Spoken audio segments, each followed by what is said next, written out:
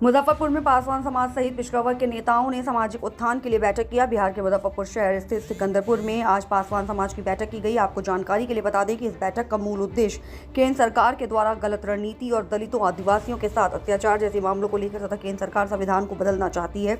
इसी संदर्भ में आज मुजफ्फरपुर में दर्जनों पिछड़ा वर्ग SC/ST समाज के लोगों ने बैठक कर निर्णय लिया कि मोदी सरकार को रोकना है और संविधान को बचाना है। इसके साथ ही वक्ताओं ने कहा कि आज़ादी के 75 से 76 वर्ष होने के बाद भी दलित समुदाय के नौजवान तथा बुजुर्गों को आज तक अपने मौलिक अधिकारों के बारे में जानकारी नहीं होती।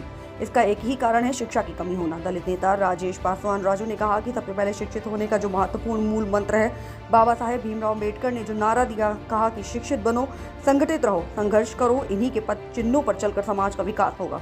तो आइए सीधे लिए चलते हैं मुजफ्फरपुर को और सुनाते हैं इस बैठक में मौजूद वक्ताओं ने क्या कुछ कहा। न्यूज़ लाइन नेटवर्क के लिए मुजफ्फरपुर से बिहार संवाददाता GKP राजू की एक खास रिपोर्ट।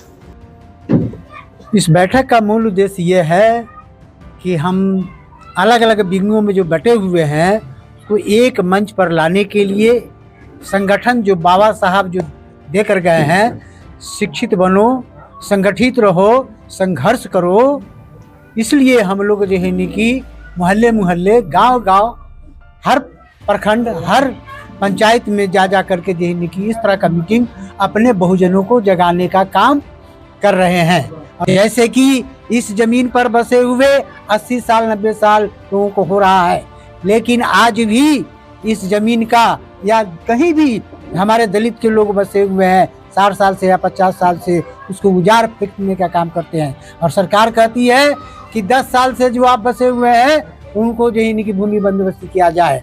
भाई एक तरफ उनके पदाधिकारी कहते हैं कि बंदोबस्ती करने का मैंने प्रावधान शहर के अंदर नहीं है। अगर शहर के अंदर प्रावधान बंदोबस्ती करने का नहीं है तो 90 बरस के लीज पर तो दिया जा सकता है। इसलिए बाबा साहब को हमारे जो मूल मैंने विचार है उसके उनके प्रति हम लोग जो अपने संगठन को बढ़ाते हुए गांव-गांव हम चल रहे हैं, चलते रहेंगे। यही मेरा मिशन है, यही मेरा उद्देश्य है। मेरा नाम हुआ बसंत लाल राम, अम्बेडकर नगर पूर्वी, सिकंदरपुर। आज जो बैठक जो हो रहा है, अभी देश में लोकतंत्र और संविधान खतरे में है, तो ये लोकतंत्र और संविधान को कैसे बचाया जाए, इस पर हम लोग विचार मंथन करने के लिए बैठे हैं। आज जितना हमारे जितना जाति है उतना पार्टी हो गया है, और जितना संगठन बढ़ते जा रहा है उतना समस्या बढ़ते जा रहा है।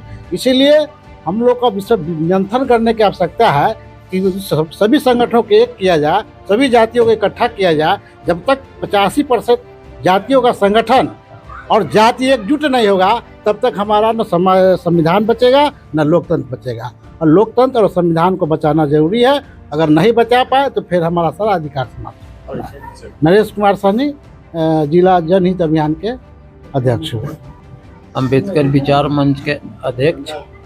हमारा उद्देश्य है कि गांव-गांव में चल के अपने लोगों को अम्बेडकर जी का विचार का जानकार दिया जाए, क्योंकि अम्बेडकर जी के विषय में बने पढ़े लिखे लोग भी नहीं अच्छी तरह जान पा रहे हैं कि अम्बेडकर जी थे क्या चीज़, जो इतना बड़ा देश, भारत देश, जिसमें भयंकर सामंती लोगों का देश, उसके बाद भी अकेले 48 साल तक लड़ते लड़ते उन्होंने इस देश का संविधान बना करके 100 में 100 को लाभ देने का काम किए। जबकि उधर जो मनुवाद व्यवस्था का संविधान है वो 100 में 3% का ही लाभ होती है, 97 गुलाम होता है। इतना बड़ा लड़ाई लड़ने वाले अम्बेडकर जी को अब तक हमारा जनता जान नहीं पा रही है, भारत का नागरिक समझ नहीं पा रही है, जिसका नतीजा संविधान खतरा में पड़ चुका है और संविधान छिन्न भिन्न होते जा रहा है। वो संविधान बचेगा कैसे? इसलिए हम लोग कमेटी बना करके गांव-गांव में चेतन देना चाहते हैं, और चेतन देते वक्त इस बात पर ध्यान देना पड़ता है कि सामंती व्यवस्था जो है वो फिर से हावी न हो सके। इसलिए हम लोग यह सब जुट करके आगे बढ़ने के लिए बैठक किए हैं। जय भीम। मैं भरत पासवान, गायघाट प्रखंड, अम्बेडकर विचार मंच अध्यक्ष। देखिए, आज की जो बैठक है हमारे जिले में हो रही है वीर चौहरमल विचार मंच के अंतर्गत, ये हमारे समाज में शिक्षा की जो कमी है उसको दूर किया कैसे जाए, इस पर सबसे ज़्यादा हमारा फोकस है। और जो हमारे बहुजनों हैं उन पर जो अत्याचार हो रहा है, प्रताड़ित हो रहा है, कहीं कोई उन पर घटना हो जा रही है और उस घटना पर फिर जो है से कहीं संज्ञान नहीं लिया जाता है।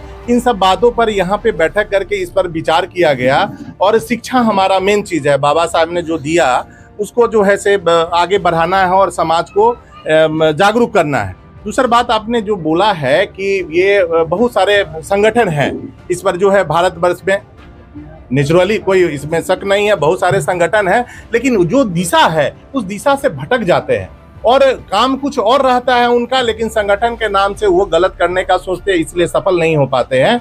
तो हमारा उन संगठनों से संपर्क करके सबको एक जगह आए और जो बाबा साहब का जो उद्देश्य है, जो विचारधारा है, उसको हम जन जन तक ले जाएं और जो हमारी कमी है हमारे समाज में आगे बढ़ने में उसको हम लोग दूर करें।